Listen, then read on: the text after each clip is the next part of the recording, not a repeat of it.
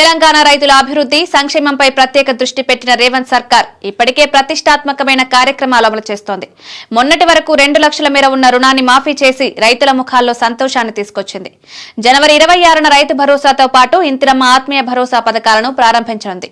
ఇప్పటికే క్షేత్రస్థాయిలో సర్వేలు నిర్వహించి అర్హుల జాబితాలను ప్రకటిస్తున్నారు. ఈ నేపథ్యంలో రైతులకు మరో శుభవార్త వినిపించింది రేవంత్ సర్కార్. గతంలో ఆగిపోయిన ఓ పథకాన్ని మళ్లీ ప్రారంభించేందుకు కసరత్తు చేస్తోంది. ఇందుకు వ్యవసాయ యాంత్రీకరణపై ప్రత్యేక దృష్టి పెట్టిన రేవంత్ సర్కార్ గత బీఆర్ఎస్ ప్రభుత్వ నిర్లక్ష్యంతో ఆగిపోయిన సబ్సిడీ వ్యవసాయ యంత్రాల పంపిణీ పథకాన్ని మళ్లీ ప్రారంభించనున్నట్టు ప్రకటించింది. ఈ ప్రకటన ఇప్పుడు తెలంగాణ రైతుల్లో సరికొత్త ఉత్సాహాన్ని నింపుతోంది. పంట దిగుబడి పెంచేలా అన్నదాతలకు అధునాతమైన యంత్ర పరికరాలు అందించేందుకు సిద్దమైంది. యాసంగి పంట కాలం నుంచే రైతులకు 50% రాయితీపై వ్యవసాయ యంత్రాలు పంపిణీ చేయాలని భావిస్తోంది. కొన్నేళ్లుగా ఈ పథకం నిలిచిపోవడంతో రైతులు పంట దిగుబడిలో ఇబ్బందులు ఎదుర్కొన్నారని వ్యవసాయ శాఖ అధికారులు గుర్తించినట్లు సమాచారం.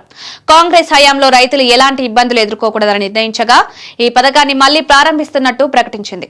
ఈ పథకం కోసం ఆర్థిక సంవత్సరంలో కేంద్రం 26 కోట్లు కేటాయించింది. రాష్ట్ర ప్రభుత్వం తన వాటా కింద 20 కోట్లు మంజూరు చేసింది. ఈ పంపిణీ కింద గతంలో ట్రాక్టర్ల పంపిణీకి ఎక్కువ ప్రాధాన్యం ఇచ్చేవారు. అవి చిన్న సన్నకారు రైతులకు కాకుండా పెద్ద రైతులకు మాత్రమే వచ్చేవి. దీంతో రేవంత్ సర్కార్ ఈసారి ట్రాక్టర్లను పంపిణీ చేయొద్దని నిర్ణయించారు. హార్వెస్టర్లు, పవర్ టిల్లర్లు, ఎంబీ నాగళ్లు, తైవాన్ స్ప్రేయర్లు, గడ్డి కట్టలు కట్టే బేలారీ యంత్రాలు, రోటోవేటర్లు, పత్తి తీత, మామిడికాయలను తెంపే, పసుపు ఉడికించే, మొక్కజొన్నలను ఒలిచే యంత్రాలను పంపిణీ చేయనున్నట్టు తెలుస్తోంది. రైతులకు అవసరమైన యంత్రాల జాబితాను ఇప్పటికే రూపొందించామని, రైతులు కొనుగోలు చేసిన పరికరాలను తమ సొంత అవసరాలకు వినియోగించడంతో పాటు అద్దెకిచ్చి ఆదాయం పొందొచ్చని వ్యవసాయ శాఖ అధికారులు తెలిపారు. ఉమ్మడి రాష్ట్రంలో వ్యవసాయ యాంత్రీకరణ పథకం అమలులో ఉంది. 40% రాయితీపై ఇనుప నాగళ్లు, ట్రాక్టర్ పరికరాలు, కలుపు తీసే యంత్రాలు, టార్పలిన్లను వ్యవసాయ శాఖ మంజూరు చేసింది. గత 10 ఏళ్లుగా పథకం అమలుకు నోచుకోలేదు. ఇప్పుడు ఈ పథకాన్ని పునరుద్దరిస్తుండటంతో రైతుల్లో మళ్లీ ఆశలు చిగురించాయి.